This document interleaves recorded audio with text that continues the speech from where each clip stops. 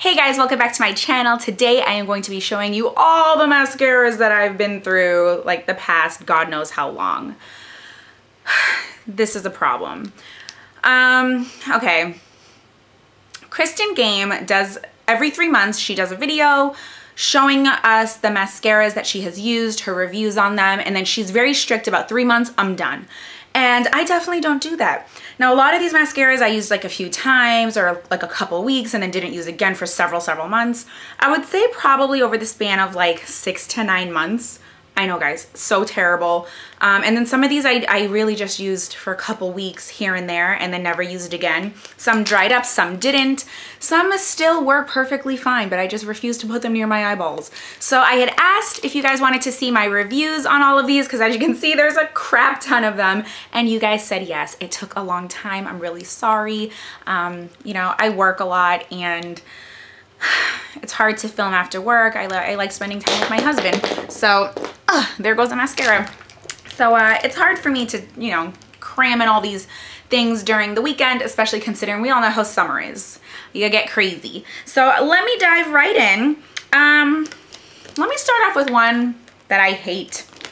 Let's just get this one out of the way. This is Marc Jacobs. Now, I did not buy this. A friend of mine, Amanda from Am2 Says So, she sent this to me and it's just, she got it, she works at Sephora or worked. I'm not sure if she works there anymore, but wow, it's like super humid and I am like, let me powder my nose, guys. Now, when she worked at Sephora, don't mind me, this is so bad. Sorry guys, it's like super humid, but I need my door open to let in light. So she sent this to me, she got this for free, and this is why I don't like it. See that little thingamabobber? It's a gel formula, which is supposed to be like, oh, so cool. Now, I barely used this. I mean, I used this a bunch of times, enough to know I don't like it. And it does have, you know, even bristles. It's not a flexible wand whatsoever.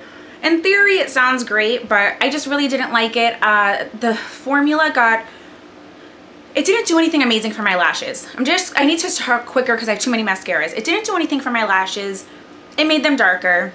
It made them more defined. It didn't super lengthen, didn't super volumize, thicken, anything. And then it dried very, very quickly, not between coats, but it got very crunchy and flaked. And my lashes aren't super high maintenance.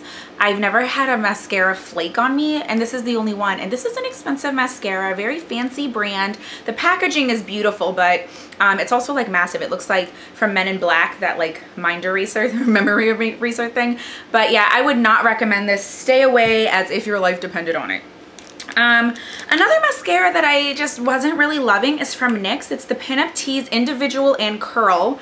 Now I got this because it is a sexy curvy mascara and it's supposed to be like a pin-up doll. It reminds me of like my sister-in-law. She loves pin-up style. And it has this curved wand and you could see the bristles there. And then when you turn it this way, there's like no bristles. So really, I don't know. It catches your lashes, which is fine, but you're not gonna be able to roll your wand at all, or even doing like the blinking thing doesn't work, but it just didn't do much. Now this was supposed to really separate your lashes and curl them, and it did separate my lashes, and I feel like it didn't curl them. I feel like it just made them look longer because they were so separated and defined. But again, it didn't do anything amazing that some of my other mascaras didn't do, as well as other things, you know. So this is not one that I would recommend. I know NYX has a bunch of mascaras and I think this is the only one that I've tried. So this is the Pin Up Tease. Not a huge fan. If you like wands like this and you're looking for length and definition, this, you know, could be a good mascara, especially if you're getting it like 40% off or buy one get one half off at Ulta or something like that. One other one, this is the Extra Pop Lash from Rimmel. It's supposed to be like a lash building mascara, and this is like a blue one. This is in Pop Turquoise. And this is just like super bright. And I usually only use this for my bottom lashes. It was just something fun. It was like $3.49. I got it at Kmart. And as a mascara, it sucked. I mean, I can't be honest. I mean, I can't lie. I'm going to be honest. And I did use it on my upper lashes a few times, just like at home to try out and see if the mascara was good. It has a very standard, like old school wand, you know, the ones that kind of go in the coil, I guess you could say. But it didn't do anything. Even the blue didn't evenly coat my lashes. So when I get colored mascara like this, especially for like less than $4, I'm not expecting volume and length and oh, it's gonna be gorgeous, you know, but I want like turquoise on every lash, and it was very sparse. It wasn't an even coat. And even on my bottom lashes, it just I really had to get in there and go over and over, and then it would get clumpy. It's really bright. I like that it wasn't like a royal blue or a navy blue. I liked the turquoise. I just would have liked it if it was more turquoise on my lashes versus just like on the brush, if you know what I mean. But look at that. I mean, it's a beautiful color, but what good is it if it's not on your lashes? Okay. Next, what should we talk about? Okay, this is the CoverGirl Flamed Out. This is in Very Black Blaze. This is that mascara. Maybe I should get closer. Hi guys. So this is the Flamed Out. There we go. Flamed Out mascara. This, I bought into the hype. I really just wanted to try it. Look at that shape. There we go. It's just like a very different, weird shape that guys, look at me shaking, for the love of God. All right. I like the type of bristles they are, but this shape just, I could not get in my lashes. I mean, first of all, look how fat and blunt that end is. Getting in there is impossible. The formulation, it was semi-dry, you know, it wasn't wet. It was kind of like a medium dry, which I'm fine with. I somehow always get mascara on my, like right up here. It just never fails. I swear it's user error. It's me guys, it's me. It's not the mascara. But this was just impossible to use. It was so difficult, and I would always get like big splotches here because that end is so blunt, and it was dry, but it still got everywhere, and it didn't really do much for my lashes. I feel like this was supposed to really lengthen and make them dramatic and full, and it was a mascara. You know, if it just said, hey, buy me, I'm a few bucks, I'm a mascara, I would have said, go for it. But when they start making these claims and it's not true, and then I get upset. So I know some people really like it. It didn't work for me. I really did not like the shape of the brush whatsoever. Now, here's a mascara that I liked more than the ones that I mentioned, and this is the Maybelline Falsies Big Eyes. Now this is the double-sided one, and this is for your upper lashes. And it was fine. It's a good wand. It's nice and long, which I like, and it really is easy to get all in there. And then I did like the bottom one more. It's long also, you know, but it's a much smaller wand, bristles and everything. So it's easy to just get in there and not make a huge mess. I would have preferred just to have the small end and then get rid of the big end. I think Maybelline would do an amazing thing for drugstore mascaras if they got rid of the bigger one and just had a small one. I mean, there's the Clinique bottom lash, but that's like 20 bucks or close to it. And you know, the drugstore doesn't have something like that, so I think it would be genius if they did. So there's that mascara. And now the Maybelline Falsies Volume Express Flared I loved for the longest time. I believe this made it into my 2013 favorites. Now this is you know, it's not too flexible. It is a long wand, and it has like natural bristles. It does have a bit of a curve. You can see there. And I just loved it. This gave me a bajillion lashes. It really did like volumize, and like I always curl my lashes. They're not curled today because I'm trying out a new mascara, but I just really feel like my lashes were like there were just a million of them. You know, it didn't give me crazy length, but it did keep the curl. Since I curl my lashes, it kept the curl, and it just defined every lash. They looked so full. I don't wear false eyelashes, and I just really loved this mascara. This is one that I would purchase again once I go through the 742 that I have. So love this one. Another one that I absolutely love is my L'Oreal Voluminous Carbon Black. This is like holy grail status for a million people. It is the simplest packaging. It's black and gold, simplest wand. It's nothing crazy.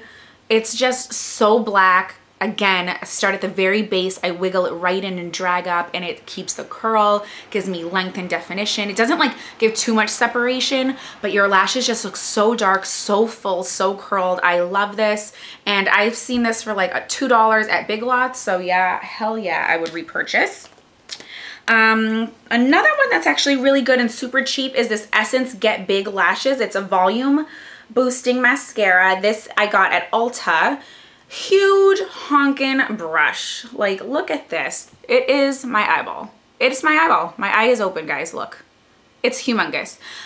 Which makes it a little, because it does taper at the end, you know, to help a little bit to get those inner lashes, but it is still difficult to get in there.